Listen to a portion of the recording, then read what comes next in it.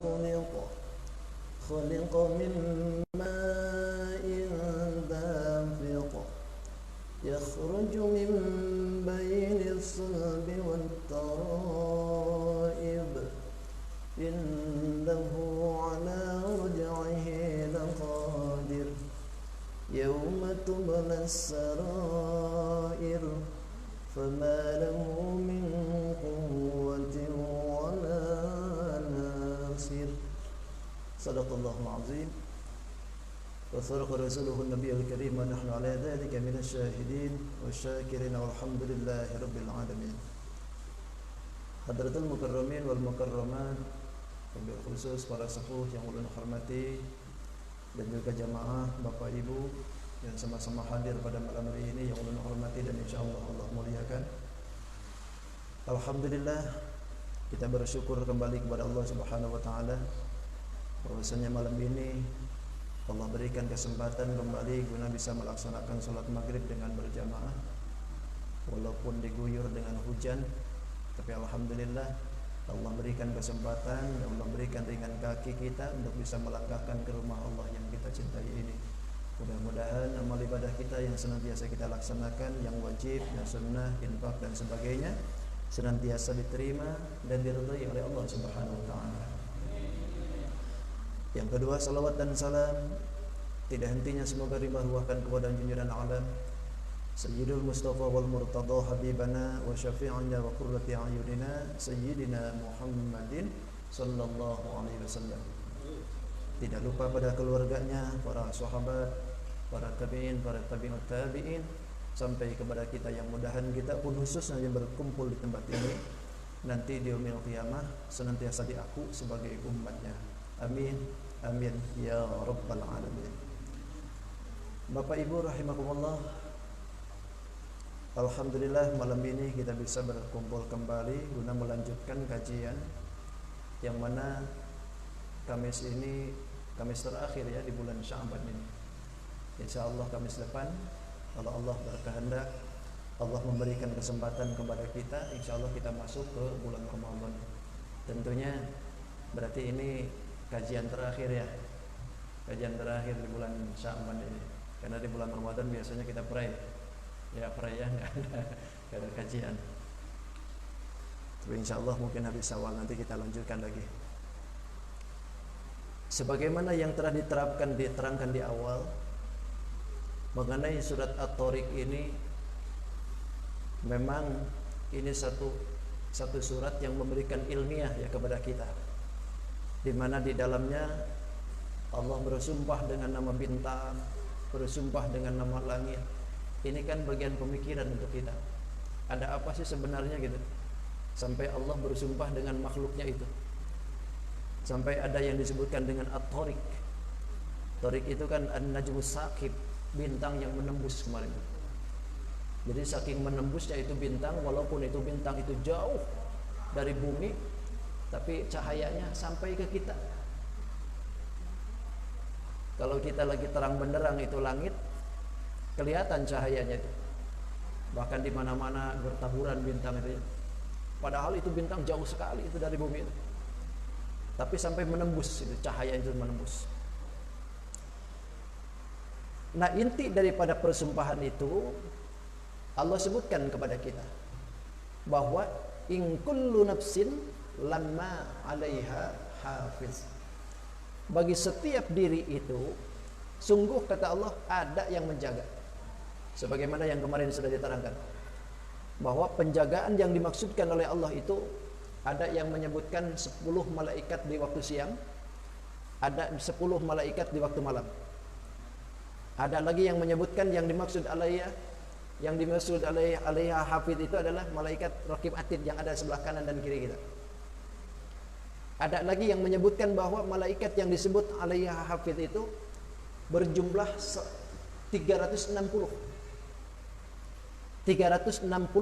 malaikat yang diberikan kepada Allah untuk kita. Setiap manusia itu ada 360 malaikat.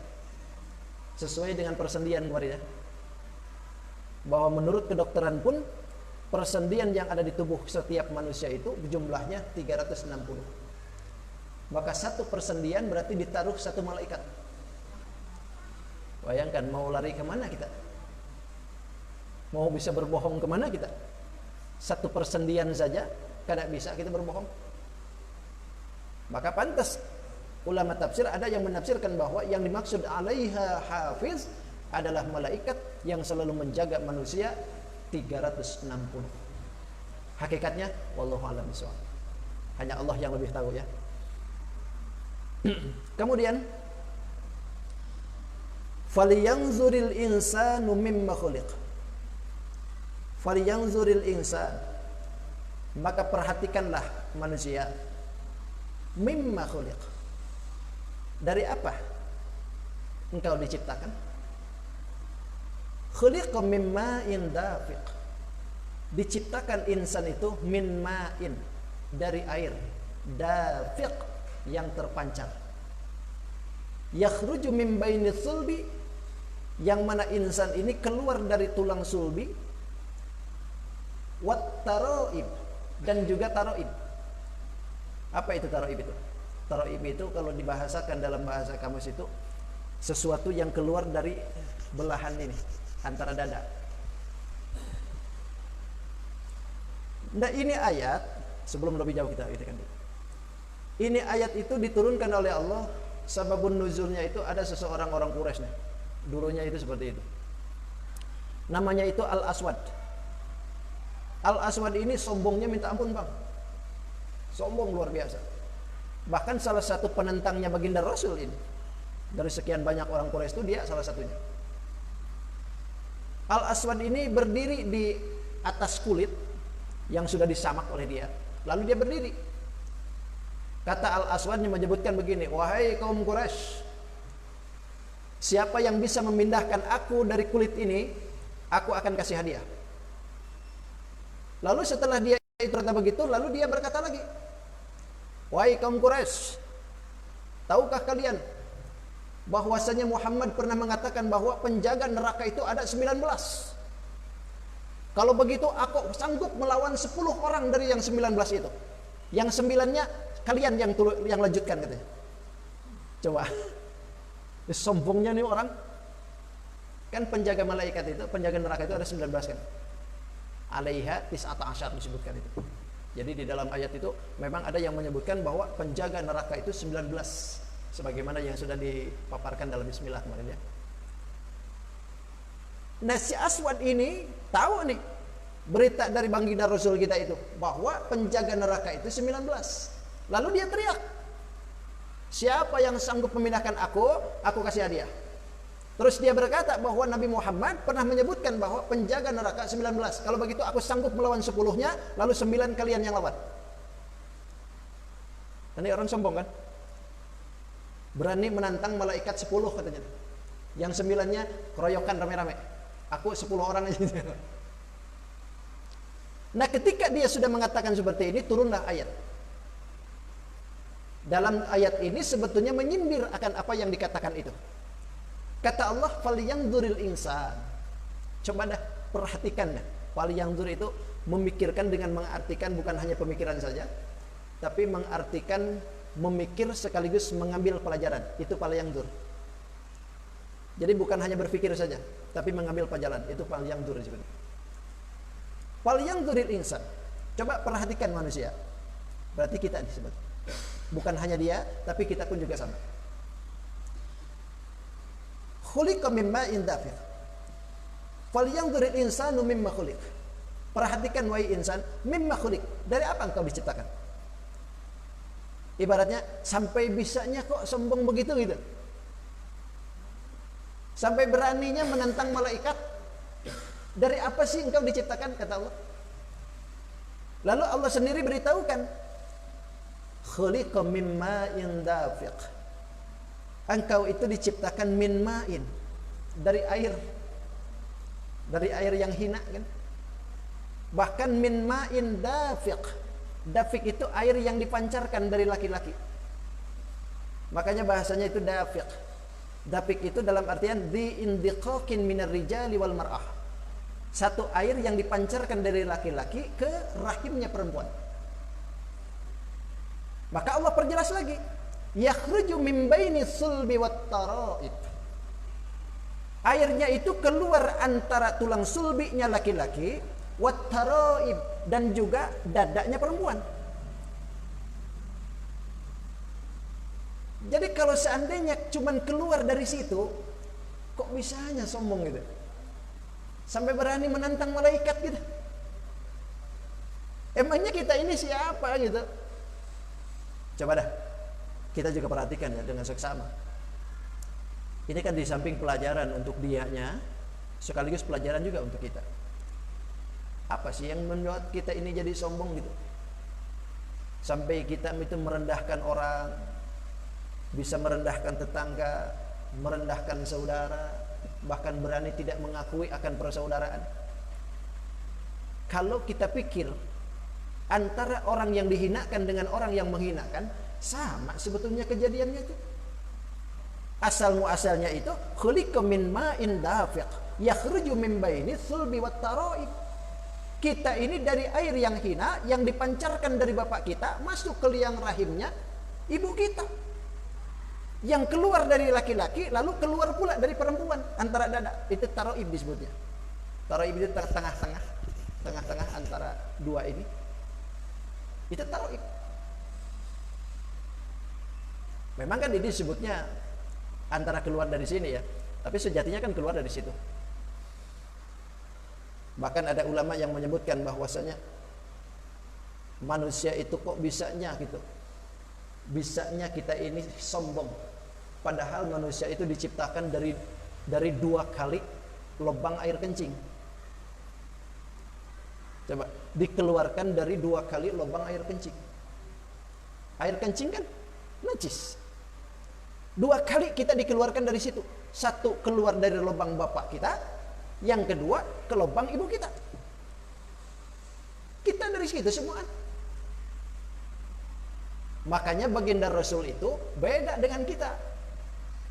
Keluarnya Rasulullah tidak seperti kita. Tapi antara udel dengan ini kan, tengah-tengah. Kalau bahasa kita sekarang disesar. Disesar itu kan belajar dari situ kan. Antara lubang kemaluan yang biasa itu keluar anak dengan udel, itu Rasulullah keluar dari situ. Kalau kita samaan kita itu. Lalu kalau seandainya kita ini sama dari min ma'in dafiq, apa sih yang membuat kita jadi sombong? Apa coba yang membuat kita sombong itu?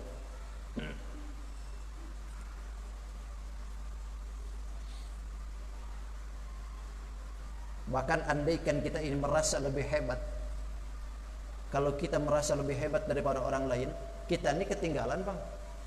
Ketinggalan sama siapa? Sama Fir'aun. Ketinggalan sama Fir'aun. Fir'aun itu lebih dulu daripada kita merasa hebatnya. Kalau kita ini merasa pinter, kita pun ketinggalan pulang. Dengan siapa? Dengan iblis. Karena iblis jauh lebih pintar daripada kita. Kalau kita sombong karena merasa kita lebih kaya, kita pun juga sama, ketinggalan pulang kita dengan Qarun, karena Qarun kaya lebih dulu daripada kita. Kalau kita ini sombong dengan badan yang kita miliki lantaran kita cakep, lantaran kita ini misalkan gagah, lantaran kita ini atletis, jauh kita pun juga sudah ketinggalan dengan kaum Ad. Kaum Ad itu lebih gede daripada kita. Cakep-cakep, gagah-gagah, gede-gede lagi. Tuh peninggalannya kan Petra. Gagah-gagah tuh. Sampai batu aja dipahat. Kita nih paling tinggi 180 paling. Ada setinggian di dunia, paling tinggi di dunia 3 meter. 3 meter ada di Turki sekarang. Kalau dulu di Indonesia 2,5 meter. Ada sekarang ada di Turki. Di Turki itu 3 meter.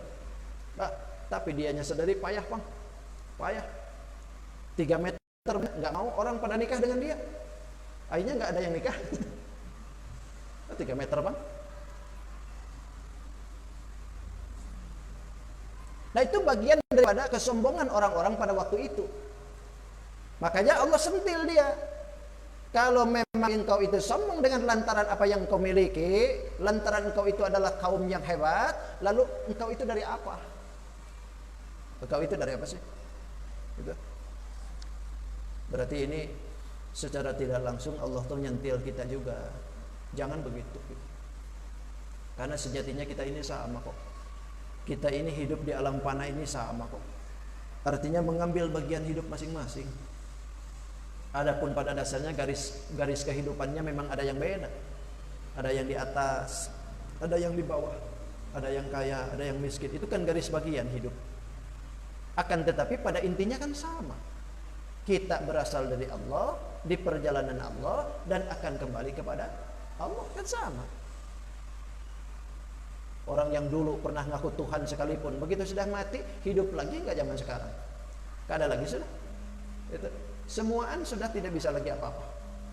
Nah, itu menunjukkan bahwa ketidakpayahan kita ini dalam masalah hidup itu tidak ada yang bisa menguasai keseluruhannya percis seperti keseluruhannya Allah. Nggak akan bisa. Makanya kata Allah begini, innahu ala ruj'ihi laqadir. Sesungguhnya Allah ala ruj'ihi laqadir, untuk mengembalikan itu insan itu laqadirun, sungguh kuasa kata Allah. Artinya kalau Allah sudah mau mengembalikan asalnya dari mati atau dari mati ke hidup, laqadirun kata Allah, kuasa kami. Membolak-balikan insan dari yang tadinya dia mati kemudian dibangkitkan kembali, kuasa kata Allah. Kalau memang mampu kita menjadikan isi di misalkan kayak Fir'aun. Fir'aun kan mengaku ana rabbukumul a'la. Aku adalah Tuhan yang paling tinggi. Tapi giliran ngidupin dengan matiin nggak bisa dia. Bahkan ketika Nabi Musa berkata, "Wahai Fir'aun, engkau kan menyebutkan bahwa engkau adalah Tuhan yang paling tinggi. Coba engkau bisakah engkau menghidupkan? Atau engkau bisa mematikan?" Oh, tentu saja. Sini katanya, datangkan 2 orang. Begitu sudah ada di 2 orang di hadapan Fir'aun, dimatiin satu, ditebas. Kata Fir'aun, tuh, aku bisa kan mematikan dan aku bisa menghidupkan. Ini kan pemikiran yang salah. Tapi Allah tidak begitu. Setelah kita mati, Allah bangkitkan kembali. Laqadirun kata Allah. Allah kuasa membolak-balikan apa yang telah ada. Bahkan yauma tublas sarair, di hari di mana didohirkannya rahasia-rahasia. Ketika di hari itu semua rahasia didohirkan oleh Allah Subhanahu wa taala, famadahu min quwwati wala nasir. Famadahu, maka tidak ada lahu bagi insan min quwwatin, dari satu kekuatan yang akan bisa mampu menahan dari siksanya Allah. Wala nasir, dan tidak ada pula seorang pun yang bisa menolong. Kalau Allah sudah berkehendak mentakdirkan apa yang disebutkan siksa, kekuatan apapun nggak bakalan bisa dicegah. Bahkan siapapun orangnya nggak bakalan bisa nolong. Kata presiden sekalipun, ketika sudah diadab oleh Allah, nggak bakalan bisa apa-apa. Makanya jangan menuhankan melulu. Dengan kepangkatan itu jangan sampai kita mentuhankan pangkat gitu, atau menuhankan jabatan, atau menuhankan seseorang yang habis-habisan kita bela seseorang itu walaupun dia salah gitu. Tapi kalau seandainya nanti di yaumil kiamat Allah dahirkan semua rahasia, apa yang akan kita katakan? Bahkan satu hadis itu ada menyebutkan begini, yarfa'u likulli ghadirun, nanti di yaumil kiamah itu, ini berkenaan dengan yaumatublas sarair. Jadi di yaumil kiamah itu semua rahasia itu didahirkan oleh Allah, ditampakkan rahasia-rahasia hati. Apa yang tertanam, apa yang sudah diperbuat, walaupun sampai dulu dan sampai sekarang misalkan tidak diketahui, maka nanti di yaumil kiamah didahirkan tuh. Nah, andaikan misalkan ada pengkhianatan nih, ada pengkhianat misalkan, maka ketika yaumil kiamah itu terjadi, yarfa'u likulli ghadirin, Allah angkatkan dia itu bagi setiap orang pengkhianat itu liwaun, ada satu bendera, yang mana bendera ini akan indas istihi, akan disematkan di pantatnya dia. Jadi nanti seorang pengkhianat itu diberikan bendera, ditaruh di pantatnya dia. Lalu nanti dikatakan, yuqalu hadhihi ghurratan fulanin min fulan. Ini orang yang mengkhianati fulan bin fulan. Ini orang yang mengkhianati fulan bin fulan. Dikasih bendera apa? Itu kan rahasia yang sekarang mungkin kita jaga. Kita pernah mengkhianati kawan kita, Kita pernah mengkhianati saudara kita? Kita pernah mengkhianati lawan daripada ekonomi kita? Atau pernah berkhianat dengan orang yang sekantor dengan kita? Mungkin sekarang kita bisa berkelit, tapi nanti di yaumil qiyamah pengkhianatan itu akan dikasih bendera di pantatnya. Yang mana itu bendera itu nanti akan dikatakan, ini orang pengkhianat Fulan bin Fulan. Apa enggak malu kita kalau sudah digitukan nanti? Maka naudzubillah min dzalik ya. Naudzubillah min dzalik. Kalau seandainya itu rahasia-rahasia sudah ditampakkan oleh Allah, mau kemana kita? Maka ini sebetulnya ayat ini memberikan pelajaran yang terpenting bagi kita, bahwa dalam kehidupan itu biarlah apapun yang terjadi kita jalan aja. Jangan sekali-kali kita mengkhianati orang gitu. Kalau orang mengkhianati kita, biarkan urusan dia. Tapi yang terpenting kita jangan mengkhianati dia. Orang curang dengan kita, sebodoh amat dah. Asal yang penting kita jangan curang sama dia. Orang mindahin patok-patok tanah kita misalkan, biarkan aja dah. Yang terpenting jangan kita mindahin patok orang. Gitu. Karena nanti juga rahasia itu akan dibongkar kok. Di hadapan Allah tidak akan yang bisa berkelit. Semuaan kalau sudah ditampakkan oleh Allah, udah nggak bisa apa-apa. Yauma tublas sarair. Di hari di mana didohirkan rahasia-rahasia kita. Itu seorang istri berkhianat dengan suaminya, suaminya tidak tahu, sampai mati kada tahu. Memang suaminya nggak bakalan tahu, tapi nanti itu rahasia dibongkar oleh Allah. Atau suaminya berkhianat dengan istrinya, mungkin sekarang istrinya tidak tahu, tapi nanti di yaumil qiyamah itu suami dibongkar oleh istrinya, ditampakkan semua. Maka minta ampun dah, minta maaf, minta ampun ke Allah, minta doa kepada kita agar segala apa yang menjadi khilaf kita ditutup oleh Allah Subhanahu wa taala. Makanya kan dalam doa tobat kita kan suka begitu. La ilaha illallah wa la ilaha illallah. Apa itu doa tobat tuh? Lupa lagi. Hah? Allahumma in kana mujibat. Oh, lupa lagi. Kalau sudah gini lupa. Subhanallahi rabbil arsyil azim, alhamdulillahi rabbil alamin, Allahumma in kana. Lupa lagi. Masih betul tuh? Berapa Ustaz? Lupa lagi deh. Apa doa tobat? La ilaha illallahul azimul karim, subhanallahi rabbil arsyil azim, alhamdulillahi rabbil alamin, Allahumma in kana. Lupa ya. Allahumma shalli ala sayyidina Muhammad. Ya salam, kok jadi lupa begini? Udah, pikirkan lagi lah. Lupa lagi Bapak juga. Apa itu sudah?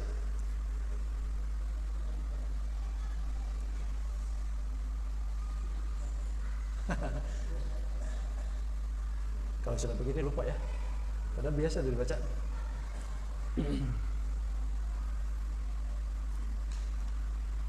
Damban illa farrajtah, wala hamman illa ghafartah, wala hajatan illa hadaitah.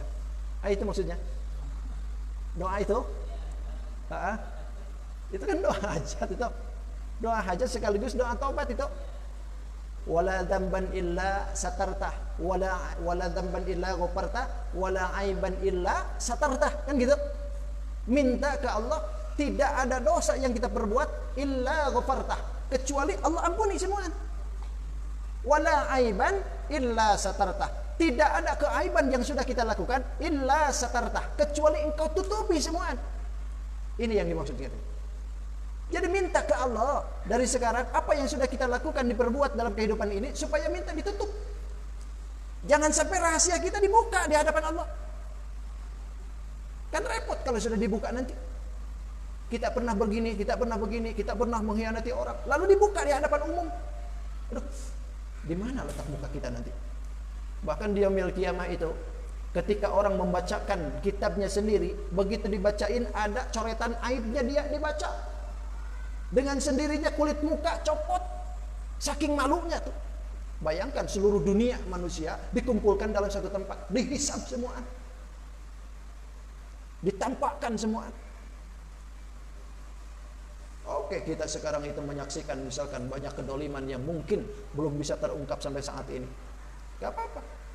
Lo nanti juga akan diungkapkan oleh di pengadilan Allah. Gitu. Ada konspirasi politik yang mungkin yang menjadikan seseorang jadi terpenjara, bahkan bisa jadi terbunuh, yang sampai saat ini bisa jadi tidak ketemu orangnya siapa dalang daripada ini. Gak apa-apa dah. Nanti juga Allah buka. Gitu. Nanti juga Allah buka. Tapi yang jelas ini ayat sampai kiamat pun nggak bakalan berubah. Yauma tublas sarair, di hari di mana didahirkannya rahasia semua manusia. Maka kita berdoa ke Allah, mudah-mudahan rahasia kita ditutup oleh Allah Subhanahu wa taala. Yang jelek-jeleknya ya. Kita bereskan dah. Was-samaa'i dzatir raji' wal ardi dzatir sad'i. Was-samaa'i, dan demi langit, dzatir raji', yang mengandung hujan. Ar-raji' itu ay al-matar, artinya langit yang mengandung hujan. Langit yang mana? Sebetulnya bukan langit yang asli, maksudnya itu awan. Karena sama itu kalau dalam bahasa itu kullu syai'in irtifa'a, setiap segala sesuatu yang dianggap tinggi itu langit disebutnya. Maka kan di sini juga itu disebutnya langit-langit kan itu. Kenapa? Karena di atas. Pokoknya setiap yang di atas itu disebutnya langit. Maka was-samaa'i dzatir raji', yang dimaksudkan langit di sini adalah awan yang mengandung air hujan. Karena langit yang aslinya kan masih jauh. Apa yang kita lihat ini sebetulnya jarak pandang kita saja dengan langit yang asli. Yang biru yang kita pandang ini. Yang aslinya wallahu a'lam jutaan kilo. Demi awan yang mengandung air hujan, kata Allah. Wal ardi dzatis sad, dan demi bumi dzatis sad, yang mengandung tumbuh-tumbuhan di dalamnya, yang membuat tumbuh-tumbuhan terbelah. Itu adalah bumi. Kemudian kata Allah, innahu laqaulu rasul qaulun fasl. Sesungguhnya Al-Qur'an itu, ini kan menegaskan Al-Qur'an nih. Sungguhnya kata Allah, Al-Qur'an itu laqaulun, adalah firman Allah Subhanahu wa taala, faslun, yang bisa memisahkan antara hak dan yang batil. Sungguh kata Allah, Quran itu adalah pemisah antara yang hak dan batil. Apapun bentuknya, kalau Al-Qur'an itu tidak dipakai, maka akan bercampur yang hak, yang batil, yang batil. Tapi Al-Quran memberikan batasan. Ini yang hak, ini yang batil. Itu Al-Quran. Wa matinya dengan main-main. Allah nggak pernah main-main bikin Quran tuh. Nah, kalau kita malah main-mainkan Quran gitu. Allah yang bikin Al-Quran tidak pernah main-main. Sungguh ini Al-Quran itu merupakan petunjuk hidayah bagi kita, bahkan sekaligus memberikan kabar gembira kan Quran itu. Allah bikin Al-Quran tidak pernah main-main. Tapi kenapa kita yang menerimanya Al-Quran itu malah kok main-main dengan hukum Quran gitu? Ada yang benar menurut Quran disalahkan, ada yang salah menurut Quran malah dibenar-benar. Itu kan main-main berarti itu. Padahal Allah tidak begitu. Bahkan kata Allah, innahum, sesungguhnya mereka. Siapa mereka itu? Ay al-kufar, artinya orang-orang yang ingkar dengan Al-Quran. Yakiduna kaida, mereka itu membuat perencanaan kaidah, tipu daya. Ya'malunal makayid, artinya mereka melakukan perbuatan tipu daya terhadap baginda Nabi Muhammad SAW. Wa akidu kaida, karena mereka itu membuat tipu daya dengan baginda Nabi. Wa akidu kaida, dan kami pun kata Allah membuat tipu daya pula. Ini deh yang harus kita pahami bersama ya. Segala bentuk kecurangan itu sebetulnya tanpa disadari yang dicurangi itu siapa?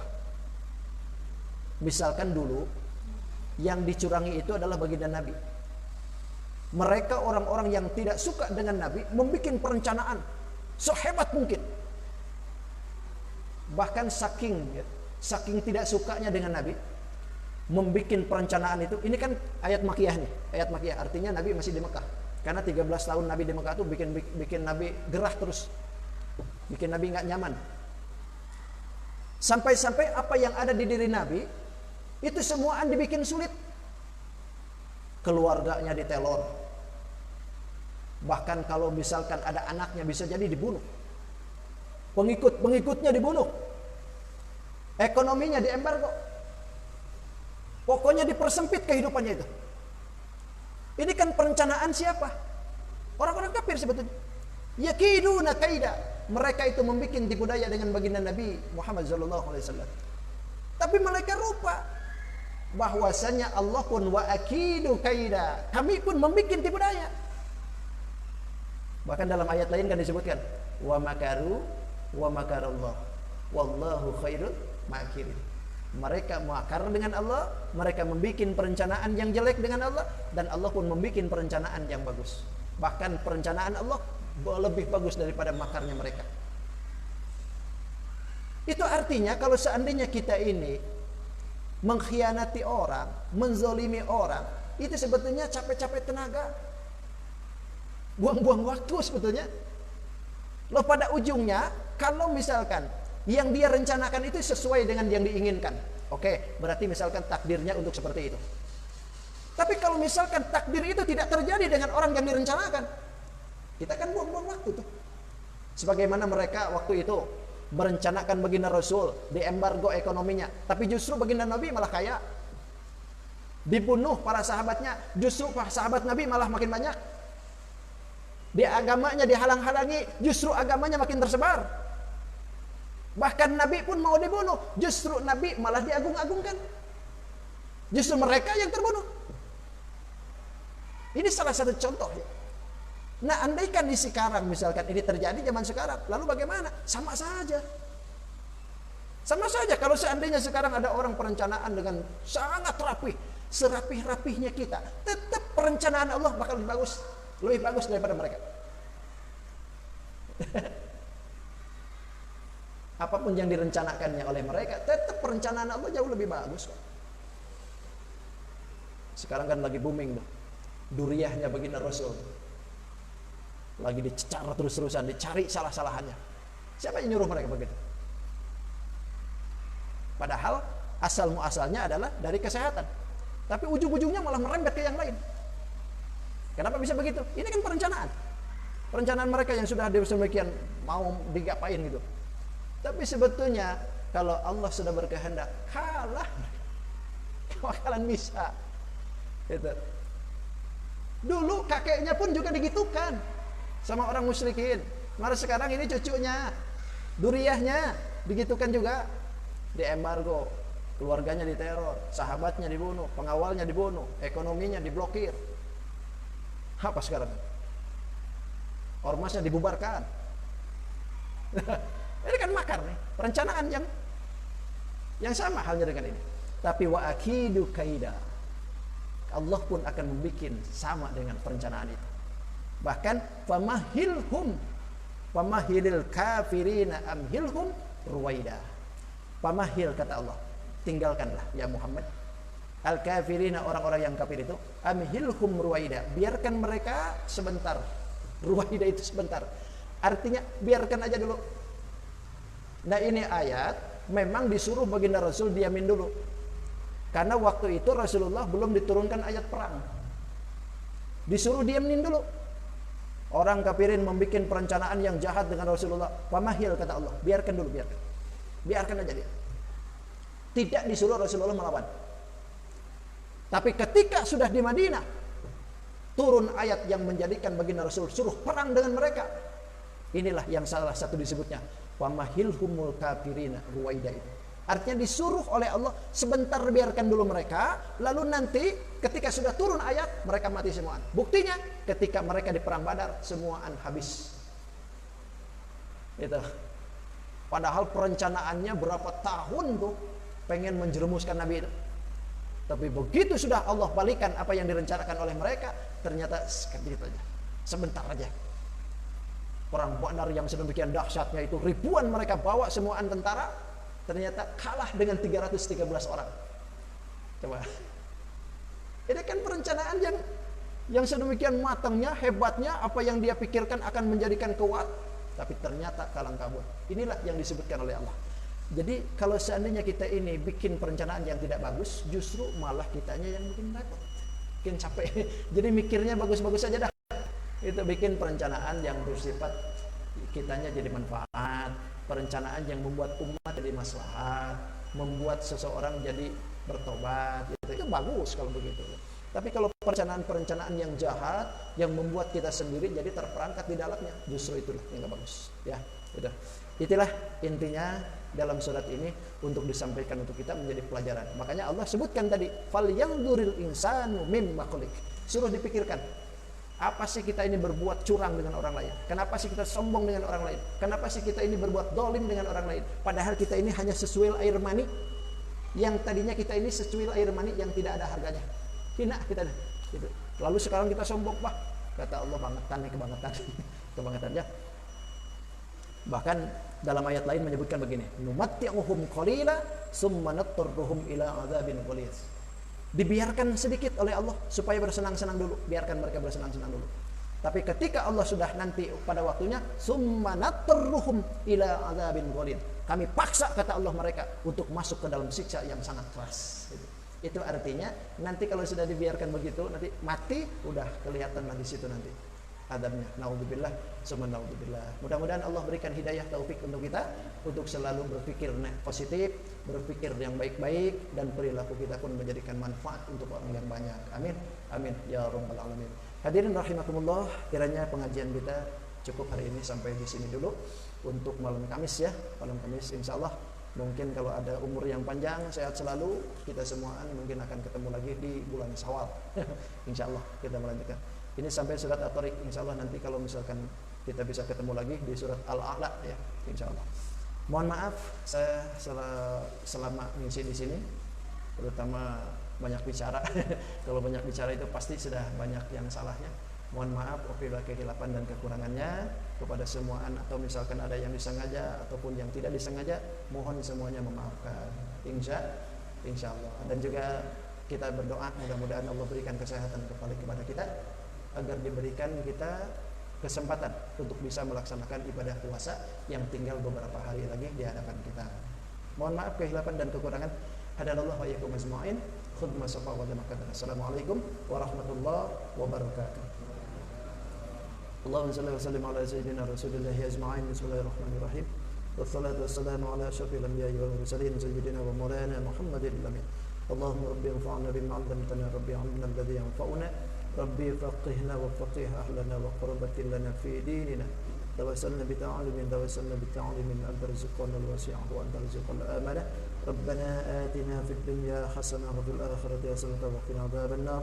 Bifadli subhana rabbika rabbil izzati amma yasifun wa salamun 'alal mursalin walhamdulillahi rabbil alamin. Taqabbalallahu minkum. Subhanakallahumma wa bihamdika asyhadu an la ilaha illa anta astaghfiruka wa atubu ilaik.